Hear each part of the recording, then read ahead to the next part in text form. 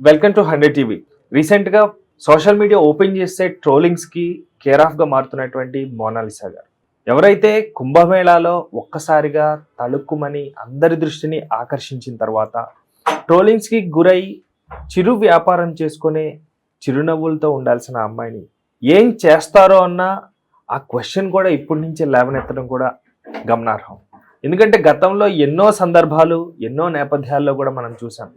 సామాన్య జీవితానికి దూరం చేసి ఉన్నతమైన స్థితికి వెళ్తాము అన్న ఆశ కల్పించి అక్కడికి వెళ్ళలేనటువంటి సందర్భం.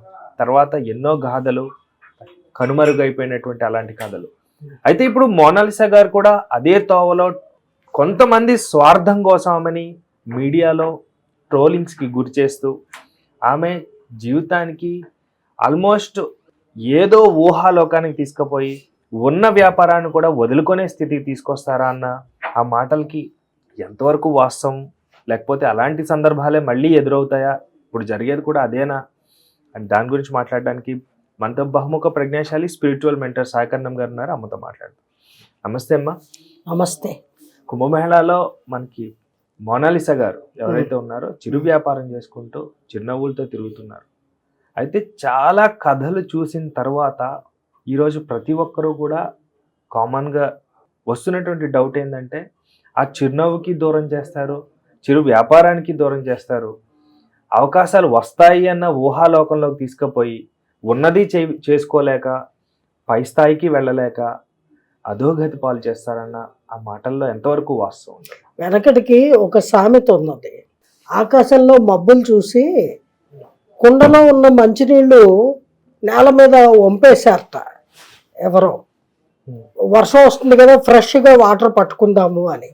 అలాగా ఈ నిత్య జీవనంలో జీవనోపాధిని చెడగొట్టి ఆ కుటుంబం మొత్తాన్ని తిండి తిప్పలు లేకుండా రోడ్డు పాలు చేయడానికి కుంభమేళ దగ్గర మీడియా మేళా తయారైందండి. ఈ మీడియా మేళా చేస్తున్న మేళానికి హడావిడికి ఆద్యుడు ఒక కుర్రవాడు వాడి సెల్ ఫోన్లో ఆ పిల్లని పిక్చరైజ్ చేసి ప్రపంచానికి వైరల్ చేశాడు. దాంతో ప్రతివాడు వేలం వెర్రిగా ఆ పిల్లని వీడియోలు తీయడము, డబ్బాసి చూపించడము, వాళ్ళ పని వాళ్ళని చేసుకొనివ్వకపోవడము, చివరికి ఏ స్థితికి వచ్చిందంటే పోలీసులు వచ్చి మీరు ఇక్కడి నుంచి వెళ్ళిపోండి అని వాళ్ళని వెళ్ళగొట్టే స్థితి వరకు కూడా తీసుకొచ్చారు. తెలంగాణ రాష్ట్రంలో కూడా మొన్నటి వరకు రీసెంట్గా కుమారి అంటే అదే కదండి, రోడ్డు పక్కన స్ట్రీట్ ఫుడ్ పెట్టుకొని ఉంటే ఆమె ఫేమస్ చేసి కెమెరాలు పెట్టి లాస్ట్ షాప్ తీయించేసి రేవంత్ రెడ్డి గారు వచ్చి ఒక చోట మళ్ళీ షాప్. అదేనండి, ఇప్పుడు వీళ్ళ స్వార్థ స్వప్రయోజనాల కోసం కొందరు సెల్ ఫోన్ ఉన్న ప్రతివాడు కూడా యూట్యూబర్స్ కానీ లేదా కొంతమంది మీడియా వాళ్ళు కానీ దురదృష్టము ఇలా చెప్పుకోవాల్సి వస్తుంది. కొంచెము వాళ్ళ స్వార్థ స్వప్రయోజనాలని పక్కన పెట్టి అవతల వాళ్ళ జీవితాలతో మనము ఆడకూడదు అనే ఆలోచన కూడా చెయ్యాలి అంటాను నేను. ఇప్పుడు ఆ పిల్ల చేసిన నేరం ఏమిటి? ఇప్పుడు ఆ అమ్మాయి ఒక్కటి కాదండి, 400 కుటుంబాల వాళ్ళందరూ పేదవాళ్ళు, నిరుపేదలు. వాళ్ళందరూ ఇలాగే చిన్న చిన్న పూసల దండలు, రుద్రాక్షమాలలు, ఏవో పరుసులు, ఇలా డెకరేటివ్ పీసెస్ ఇలాంటివి తయారు చేసుకొని కుంభమేళ అంటే కోట్లల్లో జనం వస్తారు. 12 ఏళ్లకు ఒకసారి జరుగుతుంది. ఇప్పుడు జరుగుతున్న కుంభమేళ 144 ఇయర్స్కి జరుగుతున్నటువంటి మహాకుంభమేళ అని అంటున్నారు. సో ఇప్పటికే 30 కోట్ల మంది పుణ్యస్నానం ఆచరించినటువంటి పవిత్రమైన కుంభమేళ అక్కడ జరుగుతోంది. అందుకు ఎంతో మనము గర్వపడాలి.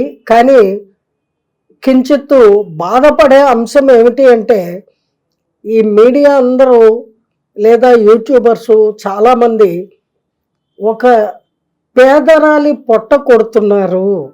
లేనిపోని ఆశలు చూపించి వాళ్ళని ప్రలోభ పెట్టడానికి ప్రయత్నిస్తున్నారు.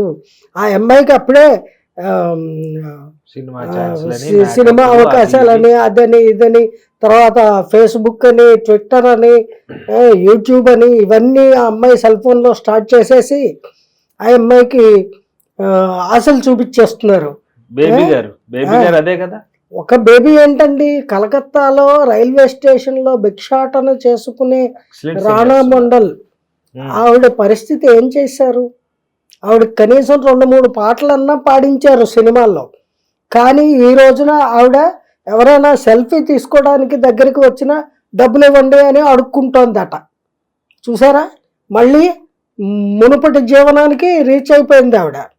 అలాగే కూచేగాడిద మేసగాడిదని చెడిపింది అని మరో సామెత.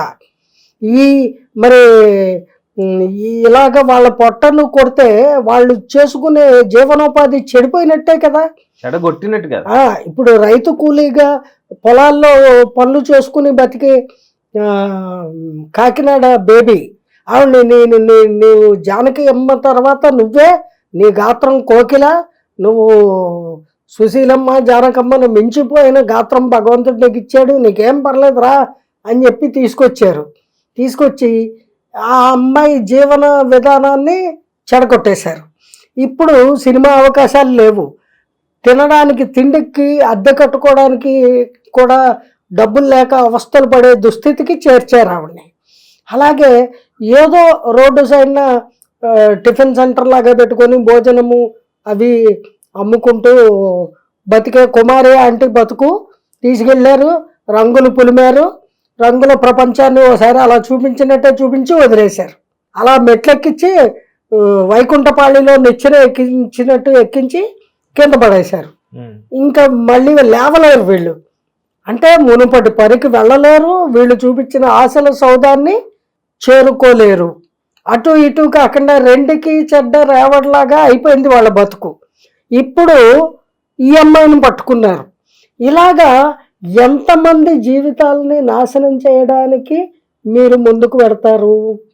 దయచేసి ఒకళ్ళ జీవితానికి ఆదరవు చూపించగలిగితే సంతోషమే, అంతేగాని వాళ్ళ బ్రతుకు తెరువును చెడగొట్టడం అనేది భావ్యం కాదు, అది ఎంత మాత్రము మంచి పని కాదు.